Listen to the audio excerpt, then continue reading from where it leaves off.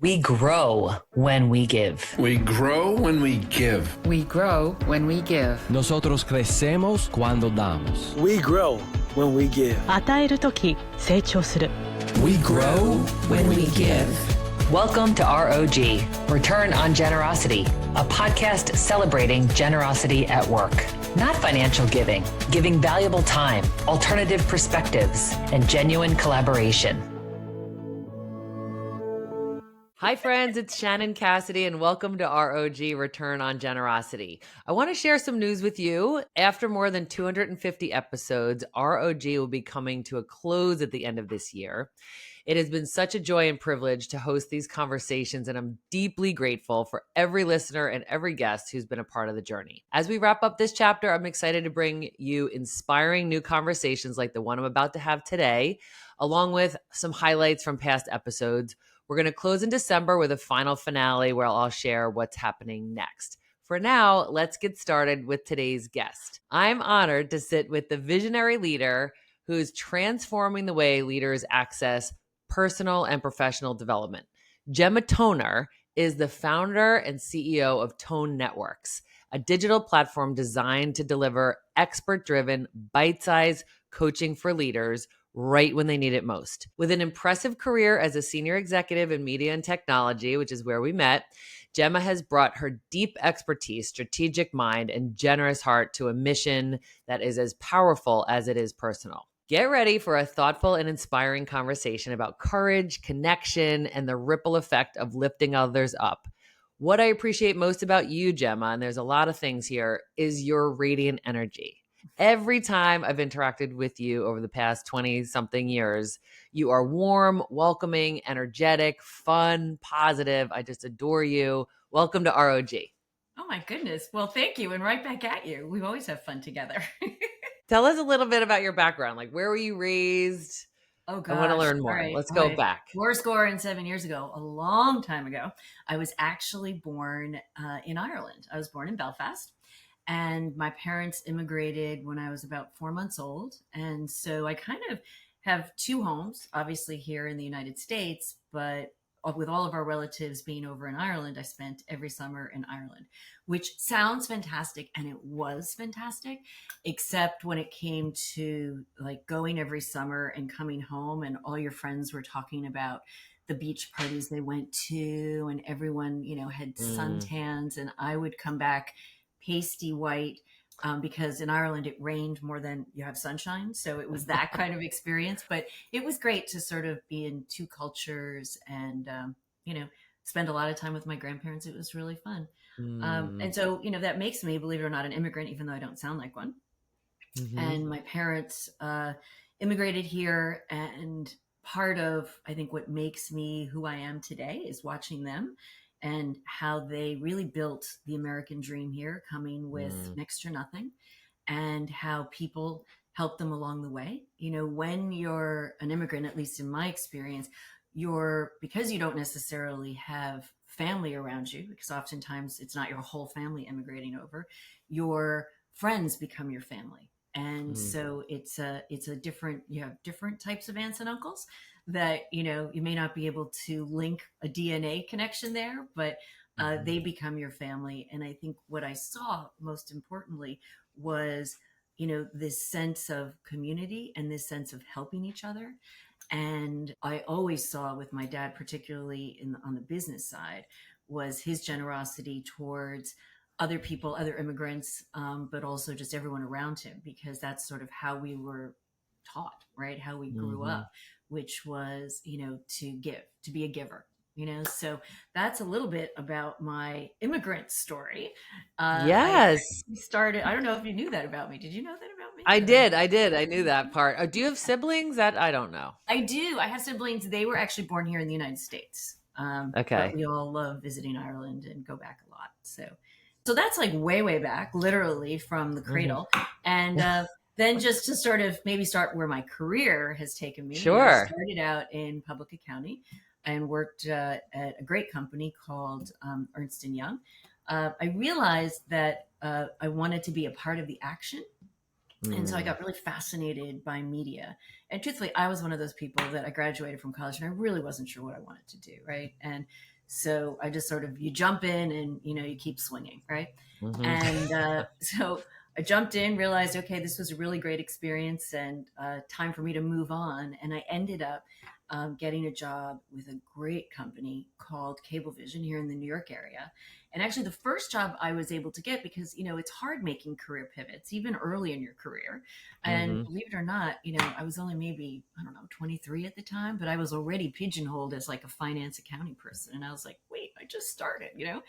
How did But I I get was here? lucky enough to have this company take a chance on me. And I actually started out in local ad sales, which was a really hard job. This was in the early days of cable television when there were Uh-huh. no ratings. There were still people that didn't have cable. I mean, it was a wild time. And Mhm. again, I share this story because you just never know where life is going to take you. So I sort of jumped in on that.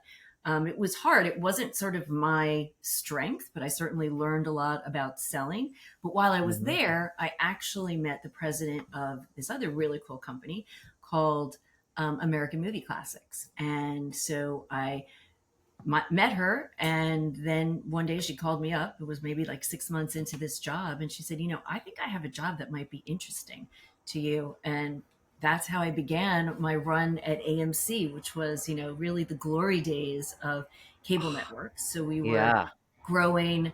I was part of distribution and marketing. And then the last thing I did there was actually what they called back then new media, this thing called new media digital. I like being the person to figure things out. And so Mhm. that was sort of the challenge. And I was sort of techie and geeky. I was always the person like when they were checking who was, doing the most emails through the systems. It was like it was always me and my team that were doing that sort of stuff. Mhm. So I share that with you only because all of these things, these sort of jumping into things that maybe you didn't really know that much about, kind of set me up for the next gig, right? And so Mm. there, when I was doing this new media stuff, I actually started working with high speed providers. And this is in the very, very early days of high Mhm. speed internet. And we were actually developing content for high speed providers. And this was before there was much market penetration of high speed access, period. So it was Mhm. really, really early.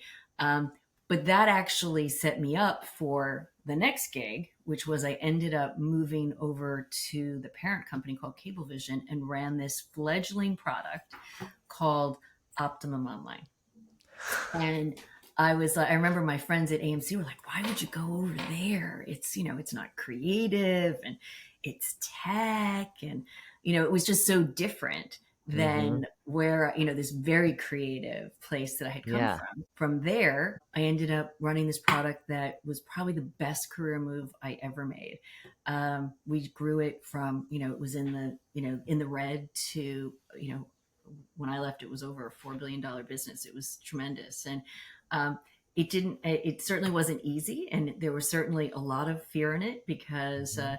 I literally remember sitting in focus groups and listening to consumers and trying to ask them, well, what if the internet could always be on? And they were like, why would you want that? Yeah. I like the sound of my modem. No, it gives me time to go get like, a drink or go to the bathroom. No, I kind of like it that way. And I thought to myself, oh my God, what have I done? So Yeah. anyway, let me keep going. And so while I was there at Cablevision, I also got to do a whole bunch of other things. I was sort of, again, the person that go figure it out kind of thing. Mhm. And so I got to be a part of the launch of Wi-Fi and other IP-based products. And then I did this thing at the time, again, I'm dating myself, it was called Big Data, where we were working with a lot of set-top box data and doing interactive television and all this other kind of fun stuff. I met with Netflix while they were still actually sending out discs, which was kind of funny. Just everything was so early back then. Sure. Um, and then the last thing I ended up doing at that company was I ended up heading up their strategy and data. And that was a lot of fun. Again, doing something I never imagined myself doing, but we ended up getting some patents. It was pretty cool. I got to work with brilliant math people that I would say I am absolutely not. And it was just a lot of fun. And then, I was kind of at this really cool place where it was again an industry that was in its infancy. What do you do with data and how do you monetize data and all these different types of data? Um, and then I had a very personal thing happen, which was a very dear friend of mine passed away. And it was one of those life moments where, here I was at a company that knew me well. I had the benefit of mentors and sponsors. I had an executive coach. I got to go to Stanford. There were all these things that came my way.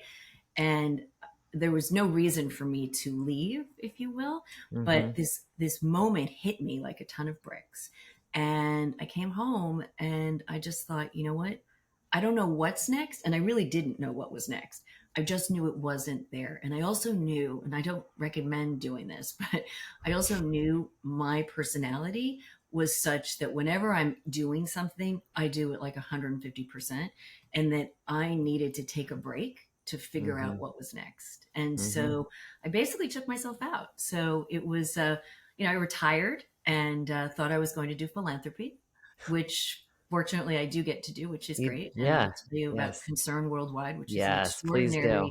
extraordinary non-government organization. And what we focus on is extreme poverty, and extreme poverty impacts people in developing countries most dramatically. And so that's what we focus on, really just helping people have food and water and survive, and it's amazing how so much of the world is still struggling with that. It's sometimes easy for us all Yeah, to lose perspective. So anyway, it is. that's one of the things I get to do along with Tone Networks. And then while I was in my retirement, if you will, I got asked to speak at a women's leadership conference. And it was about career pivots. Hence, I just took you through. I took a lot of jumps and, moved around. Yeah. And I went there and I was sort of in that open headspace because I was retired. So you get to notice things that, when you're in the corporate grind, which we all know what that feels like. Sometimes you have blinders on. You don't see things, your aperture is much narrower. Right. And I was there and I was getting, going to the green room and getting ready. And, you're walking through the audience to a certain degree. And I'm like, gosh, I know people in here. And I thought to myself, why are they coming to listen to what I have to say? These are all brilliant women. I mean, they do not need me. And what dawned on me, and it didn't dawn on me at that moment, but as I was kind of walking, finished the conference and walking back to the train station, literally, was, not everybody got access, right? Not everybody gets the mentor, the sponsor, the executive coach. And I thought, what could I do about that? And that was really where I just started thinking, right? I was like, wait, I know how to build software. I know how to create content. I know data analytics. And hence, fast forward, Tone Networks is born. And that's kind of how it happened. That took a long time to tell you, Unbelievable.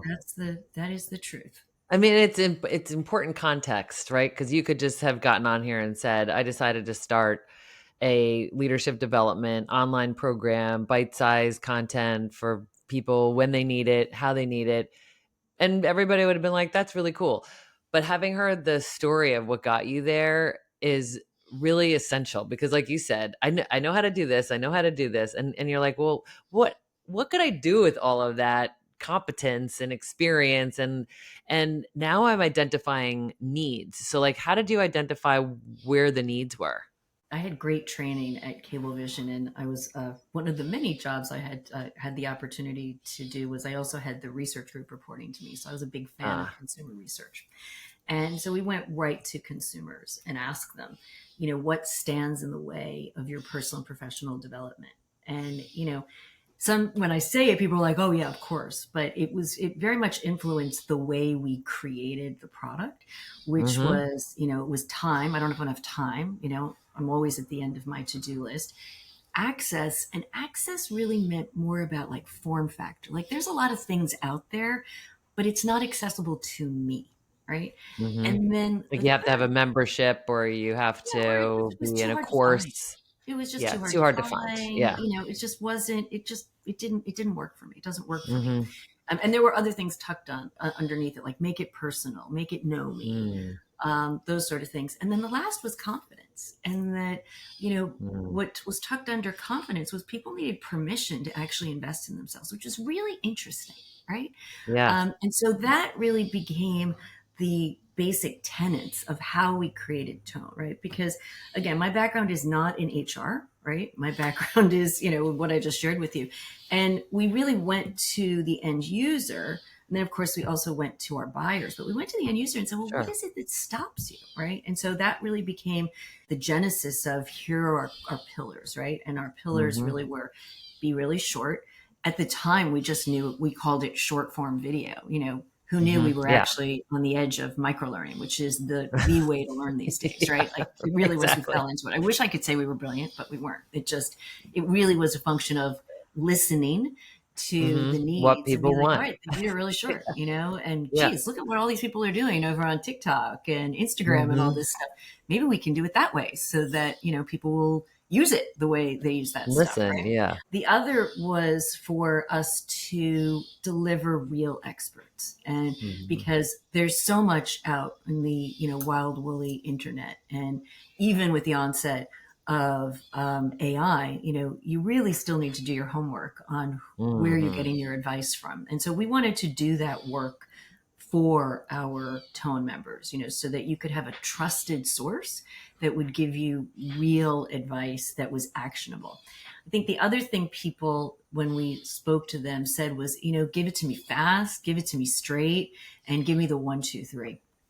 And so that inspired this idea of Tone takeaways, which essentially are every short video we have. And our videos can be anywhere between 2 and 5 minutes. And our goal is to keep pulling them down to make them as small as possible, but they have to have decent learning in them too. A Tone takeaway is really your executive summary of like, here are the 3 things you need to remember, the 3 things you Practice. need to do. Yeah. So those were the tenets that kind of came out of this. And then the other thing that we recognized was, here we are selling this product to businesses that want to develop their early to mid-level leaders, right? Mhm. And what we needed to do was find a way not to simply be a software company that says, okay, here's your license, have at it, right? We needed to be find a way to incorporate and work with our clients so that they became a part of the process as well. Mm. And so what that meant was that we needed to help them with their internal marketing. And we wanted to showcase, their leaders' stories so that this felt more custom, but it also felt more authentic. So it didn't feel Right. like, hey, I just licensed a library of videos and here they all are. Good luck with it. Yeah. Sometimes there's so many sources out there. I sort of say it's like giving someone a library card to the Library of Congress. Like it's just too much, right? Yeah. And Right. so those are really the basic tenets of how we created Tone. Make it easy. Also, when I talked about people needed permission, sometimes that permission would come from your company where they would encourage you to, join this Tone Talk, which a Tone Talk is a live stream coaching session.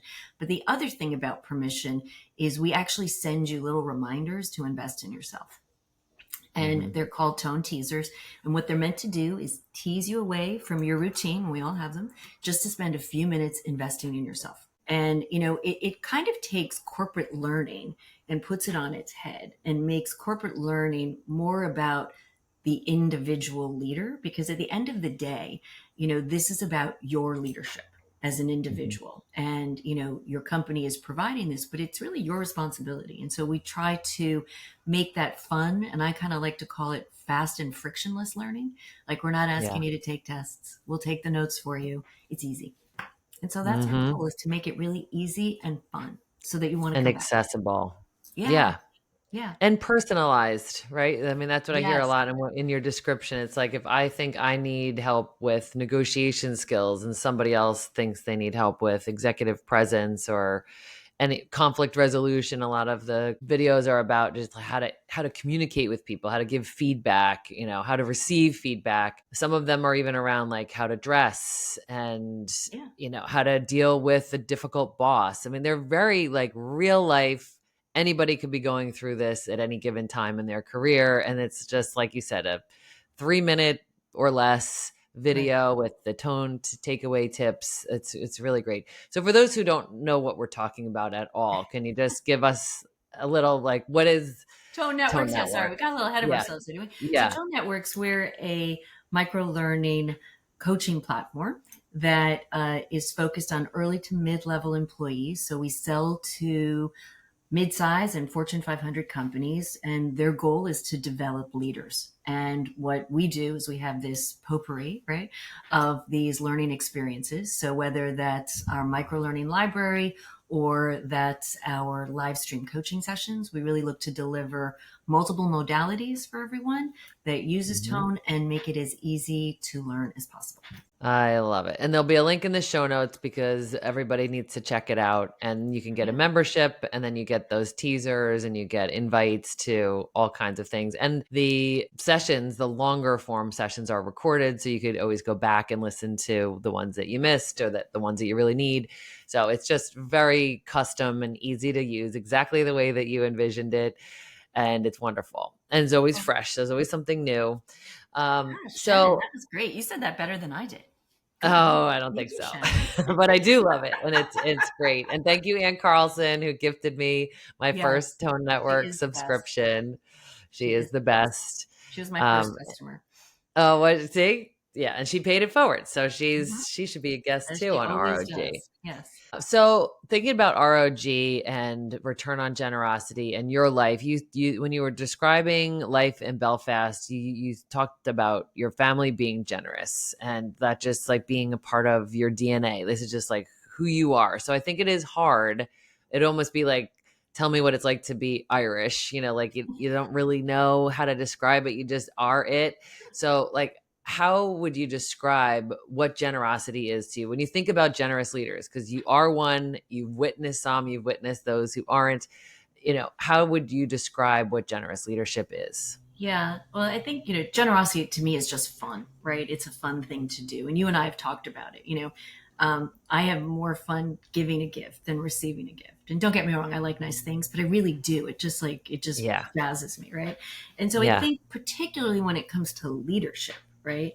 I think a generous leader is someone that, looks at you for the long view, right? And they see you. Like the most generosity I've experienced in my life are people that see more in me than I see in myself, right? Mm-hmm. And so it's taking that time to let someone know that, to inspire them and to encourage them.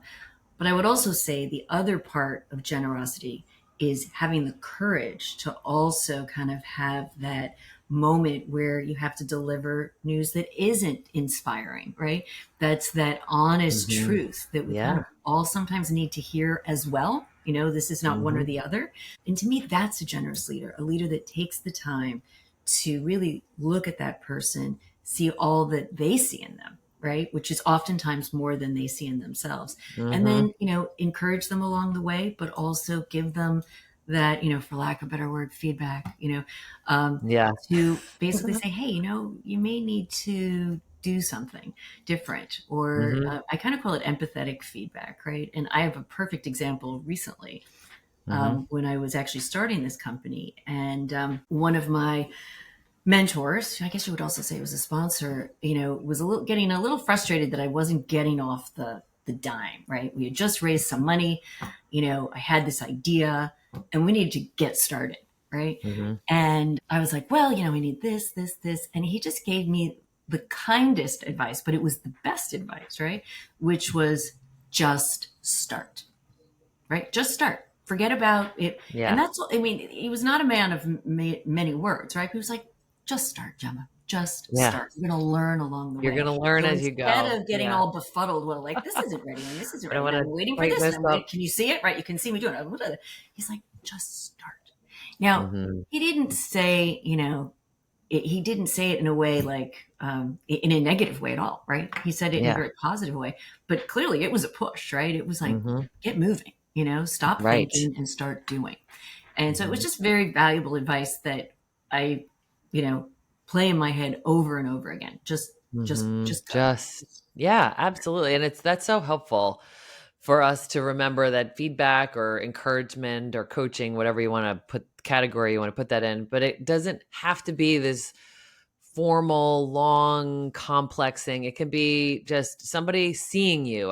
Think it goes back to what you said about being seen and someone really getting you. And like this person, I'm imagining, saw your vision, saw your passion and your capability to do it. And like, okay, enough with the planning. Let's go do it. And pushed you Yeah. out of the nest, so to speak. And like, that's what we all need Yeah. sometimes, right? Yes. It's like just kind of knowing what tool to use at what moment. And so a good, generous leader recognizes who is this person? What do they need? What are they capable of? And how do I give them the kind of encouragement or Right. push that That they, that nudge. Right. the nudge. That Yeah. nudge that we all 'Cause some need. people we want to rein them back, right? Because they're doing Right. with no strategy or, process. So like those people, the encouragement is like, okay, let's get a plan together.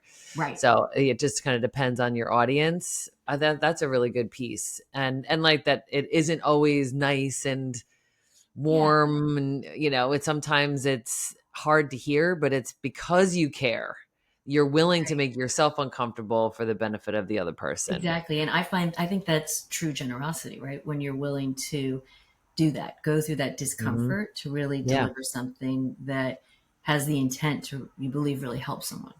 Mm-hmm. Oh, for So sure. that's what I see from a leadership perspective. And then there's just, daily generosity, which you and I know we just have so much fun doing, whatever that is. Totally. Like, what are some other things that you do that maybe no one even knows that you did it, that you Oh just love, gosh, I just or, love. you're intentional about? Literally, I just love like bringing a friend flowers from my garden.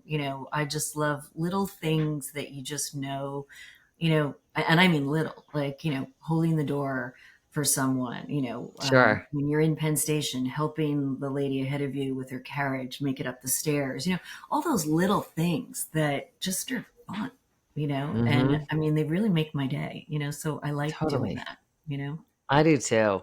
And I think the ripple effect of that, like I've seen other people do that for people and that still makes me feel good, even though I have nothing to do with, like, I'm thinking of Penn Station and the escalator and a woman with a stroller. And I just remember this man, like literally like drops everything, goes grabs her stroller, helps her. And I'm like, that, That's it like humanity. restores Look, your faith.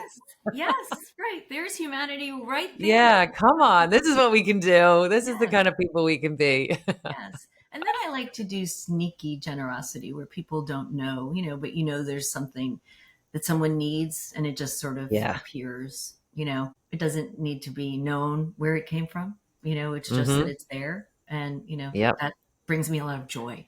Yes. And that's the thing. It's like you're not doing it so you get joy, but the beautiful result of those acts is that it's fulfilling. And I think that that's where like amazing living happens. It happens in this like, I'm a part of this whole thing. I don't know who's got my back, but I trust somebody does. And I'm just going to go do good things and we're all going to work this out together. And that Yeah. does not mean that we're always bouncing on the clouds. It means that even when we're in the depths and the darkness, we don't feel as lonely. We don't feel as lost. We don't feel like we're lingering there.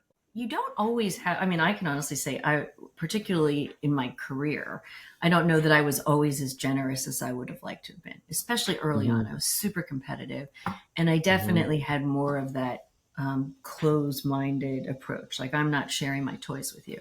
And I think, it's interesting. It was actually through a super competitive situation that I really grew, because it was a situation where there were two of us kind of being pitted against each other for a promotion. But this happens in real life. There's All one the job time. and there's a whole bunch of us that want to get it. And so we didn't make for great workmates, as I guess I would say, right? Because we were competing. We're trying to outshine the other, right? It wasn't like, oh, no, you go ahead. No. We were looking, I wanted to cross that finish line first. And so did this other person.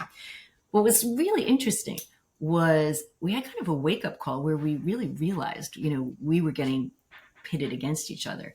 And we actually spoke about it. And what was amazing was we then kind of came at it very differently. And we ended up both getting promoted, which is like such a silver lining. Oh my But, God. it was just such an aha, because it really, for me personally, the personal aha was, wow, when I actually am more open, Mm. more can come my way than Isn't it if I was amazing? simply, doing that, all right, I'm better, you're better, I'm better, you're better. So Hmm. it was a really interesting moment. And that didn't happen for quite a while in my career. So I definitely Yeah. played the, How did that come to pass, Gemma? Like, if you can go back to that time, how did the two of you get to a point where you were I, openly discussing it? I think we kind of got tired of the, of the competition, because it wasn't like this was something that was It just wasn't like happening over a healthy. period of a couple of months. It was a while. Hmm. And, I think it was one of those things where we happened to have a moment, we started talking, and it's like, hey, what are you being told? Oh yeah, I'm being told the same thing. What about you? Oh, I'm being told the same Hmm. thing. And I think what we also Yeah. saw was, and it was someone that I didn't really know that I'd been competing against, but again, being vulnerable kind of carved out what was important to each of us, and they were slightly Hmm. different. And that's sort of That's how it worked out that we both got promoted. It was an amazing, thank yeah. you, the universe. Thank you, Right. God. However that got delivered, Yeah. it could have come out differently. But what Hmm. was also really cool is that we became really good friends after that. Hmm. So we became, I we bet. went from, fierce and competition is good. Don't get me wrong, but this was not healthy competition. It wasn't. Yeah. But we went from that to being, lifelong friends and allies. Amazing. Because the, Yeah, the way I'm interpreting what you're saying is that each of you was telling a story about the other person and the situation and the context. And then you got more information when you got to get direct input from each other. And then that helped you tell a totally different story, which actually was a better story, a more fulfilling one that had better outcomes, all the positives. But really, it started because you both were willing to, because, you had to risk something to have we that did. conversation. You probably had to get to a point where you're like, I don't even care. I just don't want to live like this anymore. Yes, I would say, and well said, Shannon. That was exactly. It was sort of like, I don't like this, because it's really Hmm. not fun. At least for me. I mean, I like winning. Don't get me wrong, but Sure. when it becomes unhealthy competition, and that's where we were going, it was like, this isn't fun. Why are we doing this? And so Hmm. we just had that moment. So, it really speaks to taking that risk, right? Hmm. I guess what I would say is it really turned me around on being more generous. That's beautiful.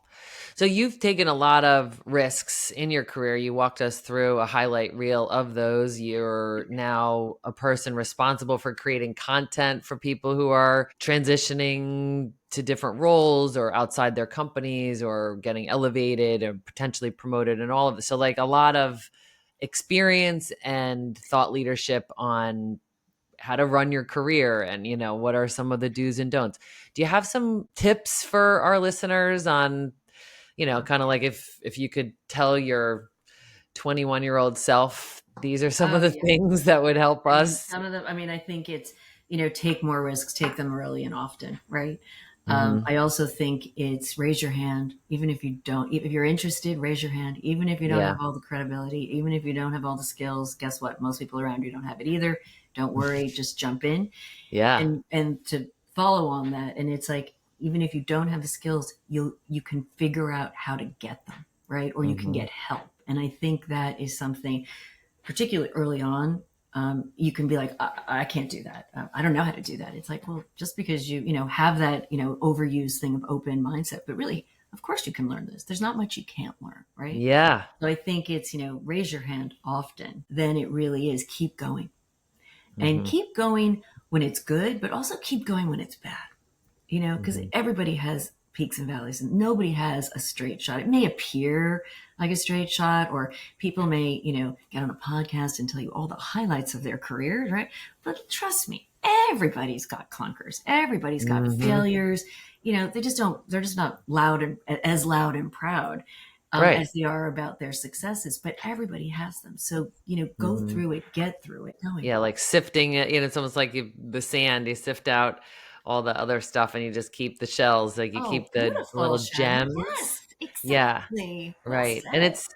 I think that's an important thing to do because unless we're like throwing it over our shoulder, it's heavy, Oh, right? it I is mean, think heavy. about carrying all And that you can around with focus you on all some the of the time. stuff that doesn't really help you. It's like, Hmm.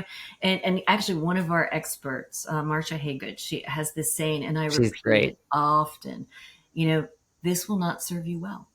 Mm-hmm. And it is just, I hear her saying it in my head all the time, when you get into that like negative death spiral of thinking, Yes. Oh, for she's like, sure. and you're like, wait, this isn't going to serve me well, is it? So No, yeah, pull this is back. not going to serve me It's well, not going to serve me well. Like, even in the best case scenario. exactly. It's like, why am Yeah. I, I'll get all over this one. No, Uh-huh. move along, move along. Oh, that's Well, those are some beautiful. of like the general, just Those are really super great high level that ones. apply to whether you're, just getting into the workforce or whether you're deep into the workforce, quite frankly. Yeah, and something I heard like a thread through your career timeline was like the whole taking risk thing, and also like leaning into the unknown. Like you were a part of a lot of technology development, like when you said big data, like everybody knows what that is now, but nobody knew what that was then. But you thought that was interesting. Like I wonder what that is. So I think like that whole like what Curiosity. anticipating Yeah. curiosity, like Yes. anticipating what might be next. And I don't know that And you can anticipate what's next. I yeah. think I think there's a little bit of luck, honestly.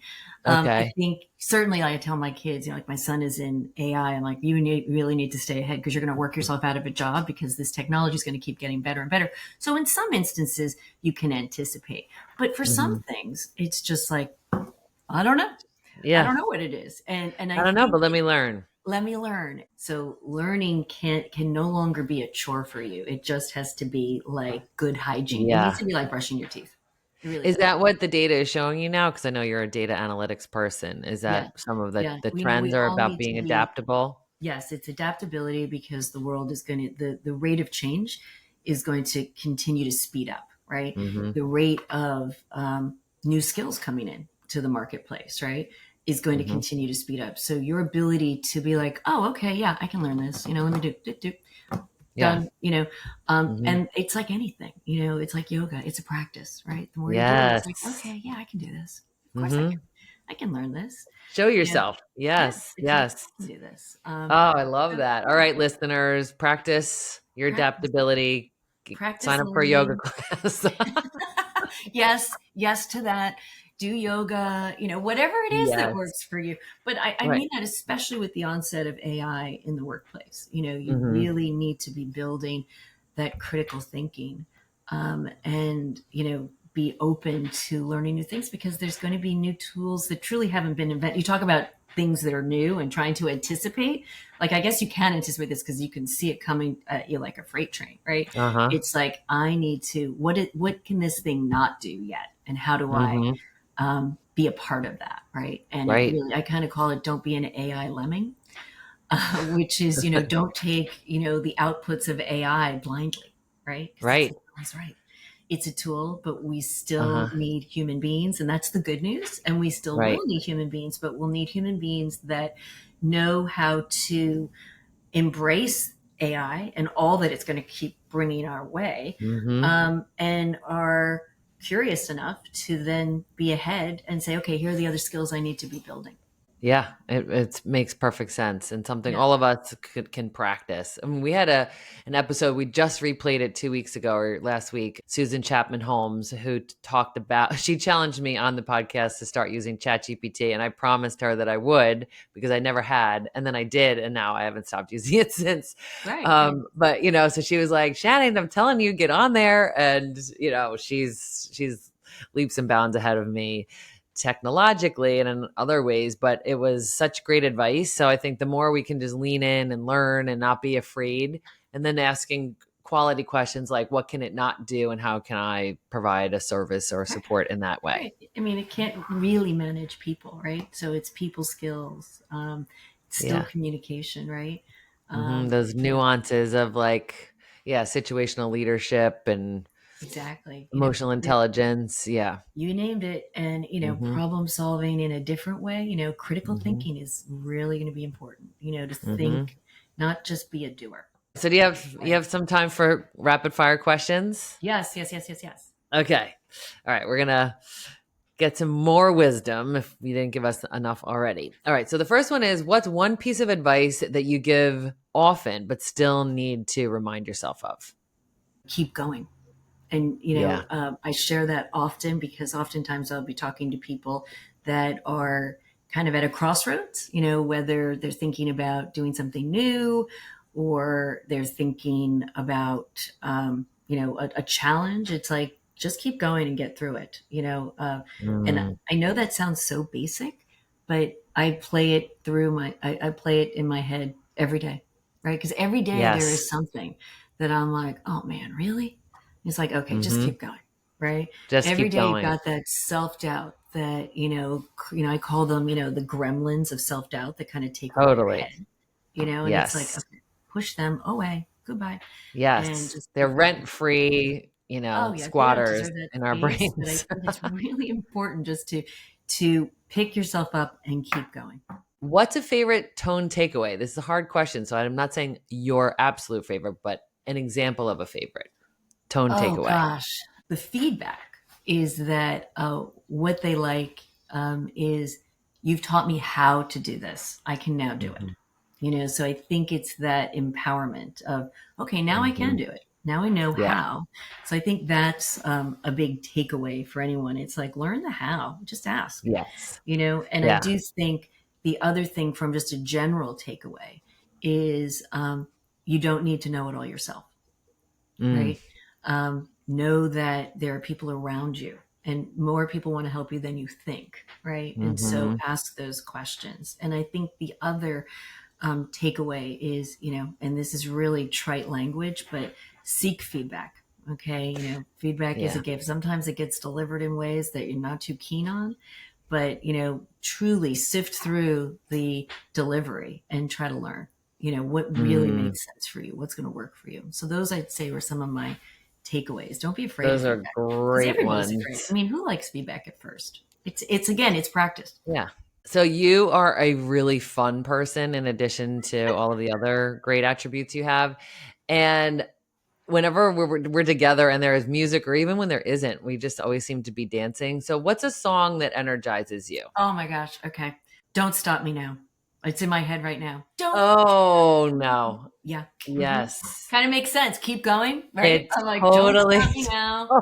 That's your theme song. It is my don't stop me. Oh, I'm Don't gonna stop start me. a Just keep playlist. going. Yep. A book that changed your life. Oh gosh, this one is easy for me. Daring Greatly by Brene Brown. Mm. That book I read that book as I was thinking about retiring. And again, my story. I was in this Mhm. great gig at a company that I loved, and they really liked me as well. And that really taught me about vulnerability in a way that she just totally reframed it for me. And I realized that my fears were actually courageous, and Mm. really, really helped me face not just retiring, but this whole new, what do I do next kind of thing. Um, Mhm. yeah, so that would definitely be my favorite. Totally Ah, changed my life. Helped me start a business. yeah, I know. It's so good. Yeah. So last question is, finish this sentence. Generosity in leadership looks like. It looks like generosity in leadership looks like looking at people for the long view and seeing them for all that you can see in Mm. them, which, you're not going to see everything, but seeing much more often than they can, and being encouraging and being inspiring, but also having the courage and the vulnerability, quite honestly, to give um, that truth that maybe they're not looking to hear but need Mhm. to. And Mhm. we all know sometimes, you need both that encouragement and inspiration with some of those hard truths to really grow. And so that to me is generosity and leader. To me, that's a great leader, someone Mm. that really sees people and takes the time, because it's really easy when you're a leader to get busy with a whole bunch of other stuff, right? Mhm. And not all leaders do this, but it's really take a look and be like, wow, each person on your team has such great potential. And how can you unlock Absolutely. that? Oh, that's beautiful. Well, I see you leading that way, and I'm grateful for you as a friend and a colleague and just somebody who I know is doing good in the world. So I so appreciate you for making the time to share your thought leadership with us and just for shining your light. Oh my goodness, Shannon, what I just love you. And I couldn't be more proud and grateful to be a part of this, and all that you do, quite frankly, because we need more people like you in the world. Thank you. Well, thanks for listening to ROG and for being part of this community. After more than 250 episodes, this podcast will be coming to a close at the end of the year. It has been a joy and privilege to share these conversations with you. As this chapter wraps up, I'll be sharing what's next, including updates on my book, The 5 Degree Principle, and my course, The Power of 5 Degree Change. And if you're looking for another podcast that celebrates generosity and kindness, I encourage you to listen to Crazy Good Turns by Frank Blake at crazygoodturns.org or wherever you get your podcasts. Until we meet again, stay generous, everyone.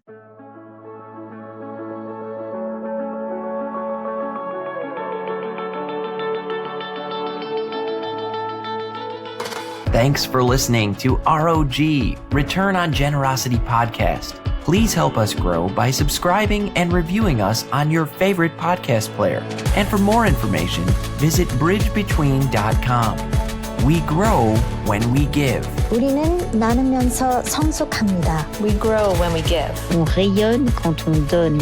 We grow when we give.